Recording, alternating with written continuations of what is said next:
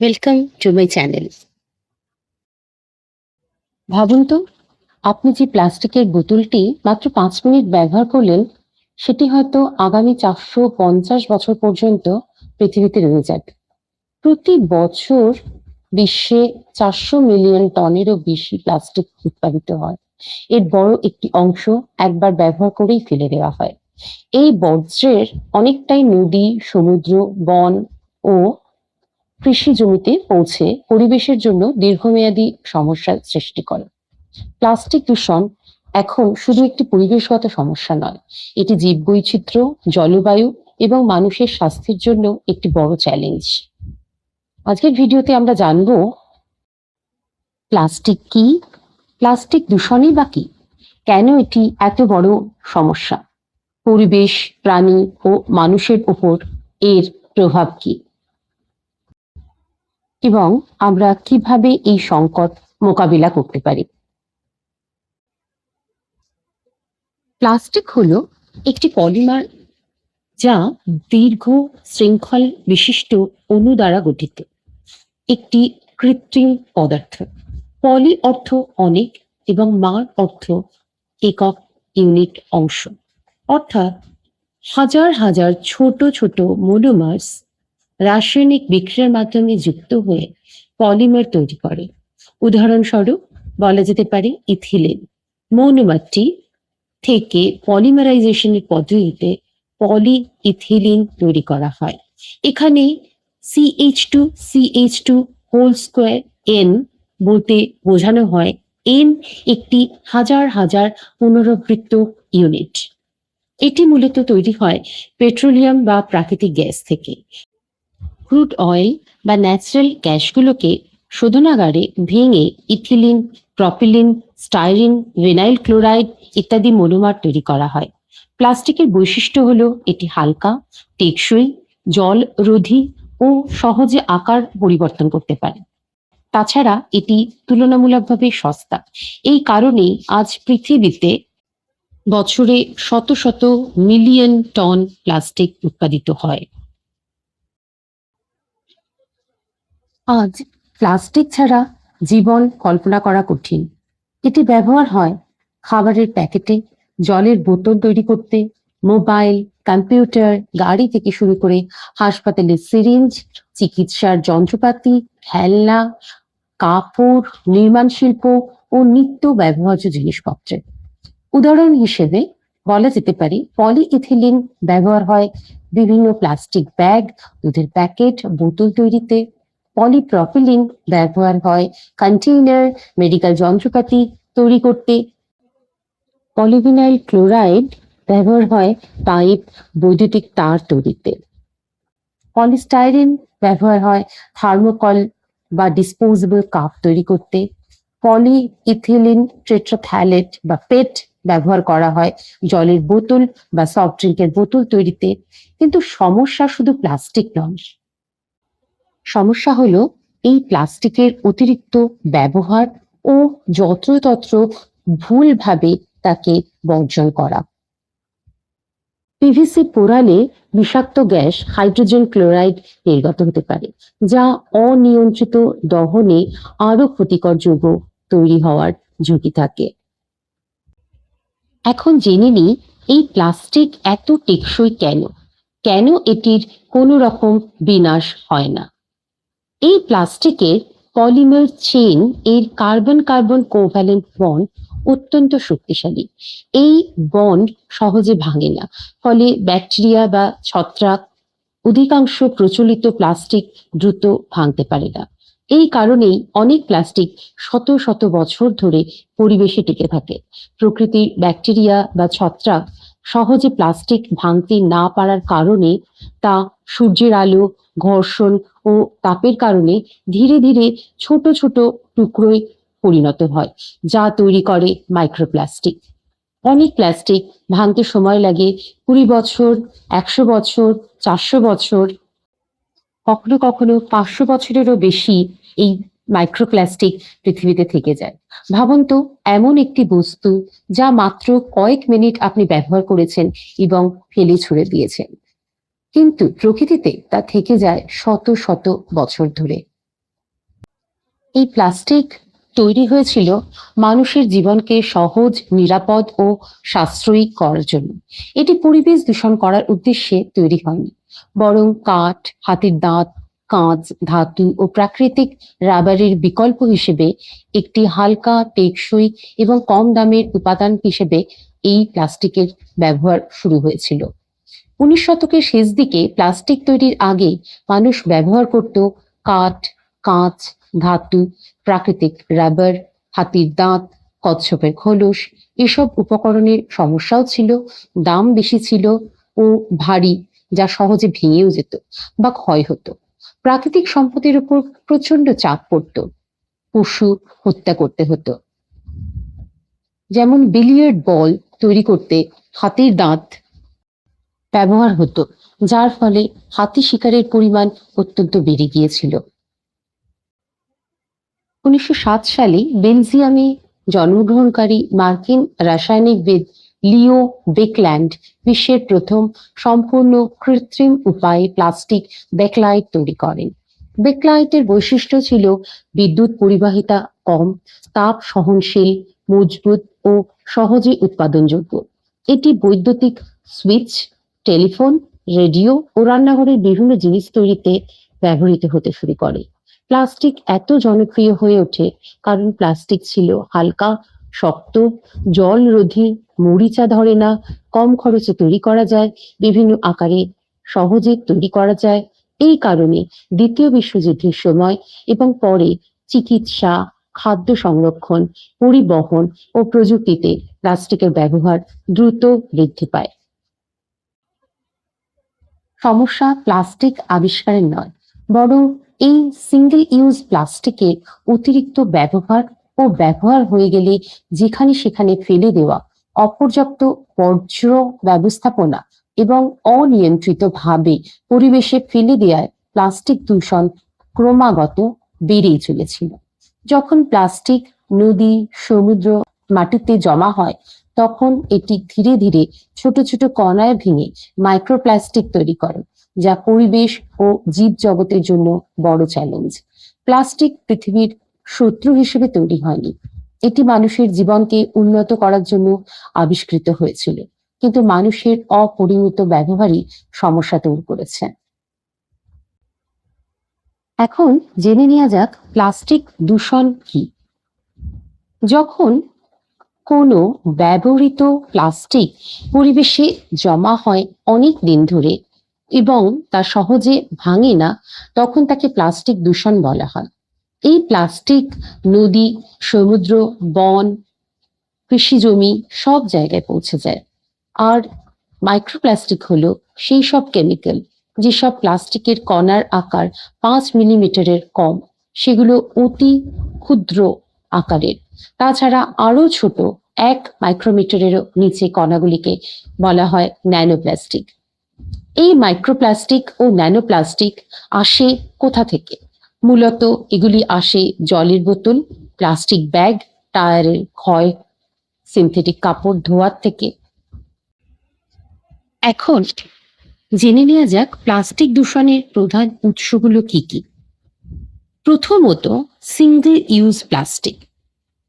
Plastic bag, straw, চামচ, plate, cup, খাদ্যের মুড়ুক বা প্লাস্টিকের পেন, এগুলো আমরা কয়েক মিনিট বা কয়েক দিনের জন্য ব্যবহার করেই ফেলে দিই যেখানে সেখানে।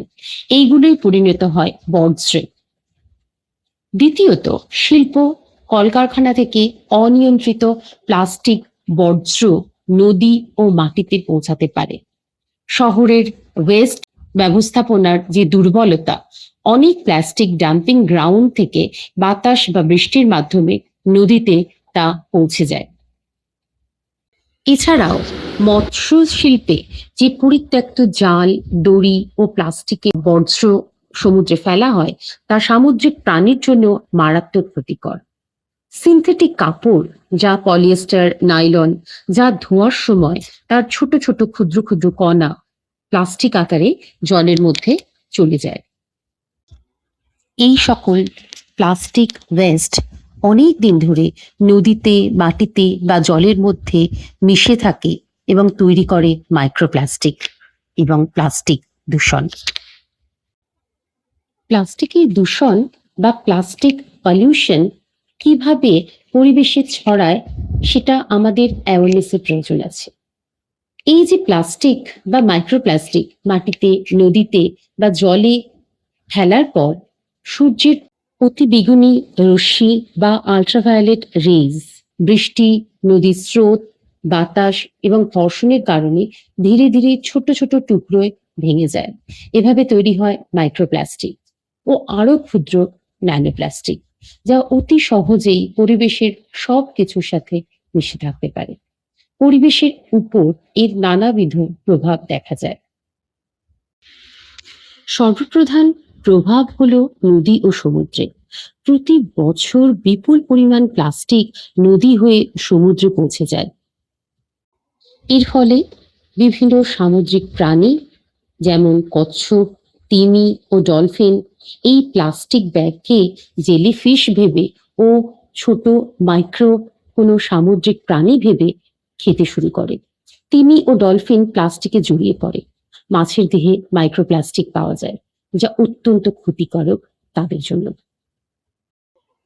এই সামুদ্রিক মাছ যখন মানুষ কনজিউম করে, তখন মানুষের দেহ অতি সহজে এই মাইক্রোপ্লাস্টিক পৌঁছে যায়। দ্বিতীয়ত, এই প্লাস্টিক দূষণ মাটির উপরও প্রচুর প্রভাব ফেলতে পারে।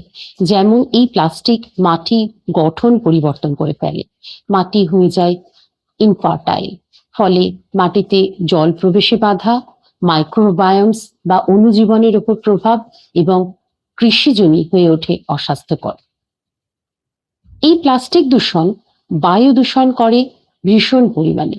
এই প্লাস্টিক যদি পোড়ানো হয়, তা থেকে ক্ষতিকর গ্যাস ও সূক্ষ্ম কণা নির্গত হতে পারে, যা মানুষের শ্বাসযন্ত্রের ক্ষেত্রে অতিরিক্ত ক্ষতিকর।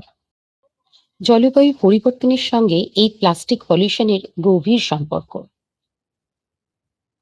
প্লাস্টিক তৈরিতে যে জীবাশ্ম জ্বালানি ব্যবহার হয়, এর উৎপাদন, পরিবহন এবং প্লাস্টিক ওয়েস্ট পোড়ানোর সময় যে বিষাক্ত গ্যাস নির্গত হয়, তা গ্রিনহাউস গ্যাস হিসেবে পরিচিত, যা পৃথিবীর তাপমাত্রা বাড়িয়ে জলবায়ু পরিবর্তন করে দিতে পারে।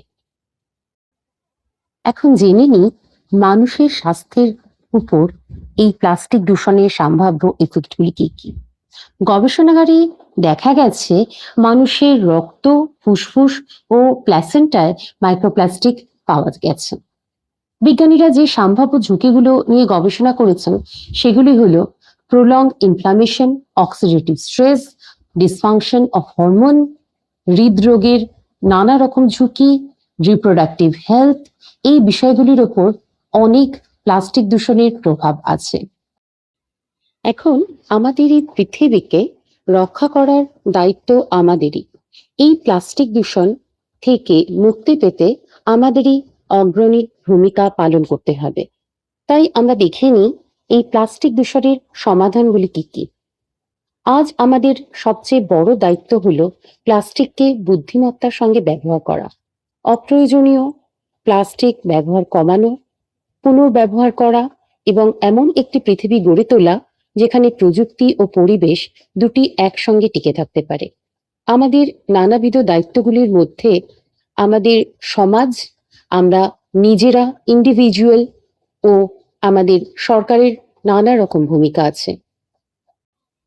ব্যক্তি হিসেবে আমাদের নিজেদের দায়িত্ব হলো যতটা সম্ভব অপ্রয়োজনীয় সিঙ্গল ইউজ প্লাস্টিক এড়িয়ে চলা, কাপড়ের ব্যাগ ব্যবহার করা, পুনর্ব্যবহারযোগ্য জলের বোতল ব্যবহার করা, প্লাস্টিক আলাদা করে রিসাইক্লিং এর জন্য প্রপার বাস্কেটে ফেলা, যেখানে সেখানে আবর্জনার মতো প্লাস্টিক ছুঁড়ে ফেলে না দেওয়া।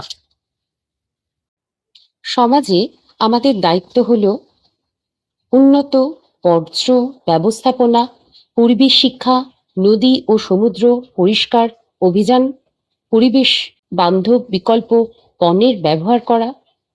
সরকার ও শিল্পের ভূমিকাগুলির মধ্যে এক্সটেন্ডেড প্রডিউসার রেসপন্সিবিলিটি, উন্নত পুনর্ব্যবহার প্রযুক্তি, বায়োডিগ্রেডেবল উপকরণের গবেষণা এবং একবার ব্যবহারযোগ্য প্লাস্টিক কমানোর নীতি আয়োগ করা। তাহলে আসুন আমরা সবার কাছে অ্যাওয়ারনেস ছড়িয়ে দিই যে কিভাবে প্লাস্টিক দূষণ কমানো যায়। প্রথমত, সিঙ্গেল ইউজ প্লাস্টিক কমান ও যতটা সম্ভব এড়িয়ে চলুন। কাপড়ের ব্যাগ ব্যবহার করুন, বাজারে গেলে নিজের ব্যাগ নিয়ে যান। দ্বিতীয়ত, রিসাইকেল করুন ও ব্যবহৃত প্লাস্টিক আলাদা করে সংগ্রহ করুন। রিসাইকেল ও রিইউজ এর একমাত্র সমাধান। অপ্রয়োজনীয় প্লাস্টিক জিনিস ব্যবহার কমান। স্টিল বা কাঁচের বোতল ব্যবহার করুন। অযথা প্লাস্টিক পোড়াবেন না, এতে বিষাক্ত গ্যাস নির্গত হয়। এছাড়াও সচেতনতা বাড়ান, পরিবার ও সমাজকে প্লাস্টিকের সঠিক ব্যবহার সম্পর্কে সচেতনতা গড়ে তুলুন। ভবিষ্যতে সমাধান হিসেবে বিশ্বজুড়ে বিজ্ঞানীরা কাজ করে চলেছেন। বায়োডিগ্রেডেবল প্লাস্টিক, উদ্ভিদ ভিত্তিক প্যাকেজিং, উন্নত রিসাইক্লিং টেকনোলজি ও প্লাস্টিক ডিগ্রেড করার জন্য সক্ষম কিছু ব্যাকটেরিয়া ও এনজাইম নিয়ে গবেষণা করে চলেছেন বিজ্ঞানীরা। মনে রাখবেন, সাস্টেনেবল এনভায়রনমেন্ট প্রোটেকশনের জন্য 5R প্রিন্সিপাল: রিফিউজ, অপ্রয়োজনীয় প্লাস্টিক গ্রহণ না করা; রিডিউস, ব্যবহার কমানো; রিইউজ, পুনরায় ব্যবহার করা; রিসাইকেল মানে প্লাস্টিকটি নষ্ট হয়ে গেলে তাকে আবার রিসাইকেল করে নতুন কোনো প্লাস্টিক প্রোডাক্ট তৈরি করা; রিকভার মানে বর্জ্য থেকে শক্তি বা সম্পদ পুনরুদ্ধার করা। এখন এই 5R প্রিন্সিপালের অ্যাওয়ারনেস বাড়ানোর জন্য আমাদের সমাজের ইয়ুথ কি করতে পারে? নিজের জলের বোতল নিজে ক্যারি করা, কাপড়ের ব্যাগ ব্যবহার করা, সিঙ্গেল ইউজ প্লাস্টিক থেকে দূরে থাকা, পরিবেশ সচেতনতা অভিযান করা, বিদ্যালয় ও কলেজে প্লাস্টিক অডিট করা, নদী ও পার্ক পরিষ্কার অভিযানে অংশগ্রহণ করা, বর্জ্য আলাদা করে অন্য অন্য বাস্কেটে ফেলা। মনে রাখবেন, প্লাস্টিক নিজের শত্রু নয়। চিকিৎসা, প্রযুক্তি ও খাদ্য সংরক্ষণে এর গুরুত্বপূর্ণ ভূমিকা রয়েছে।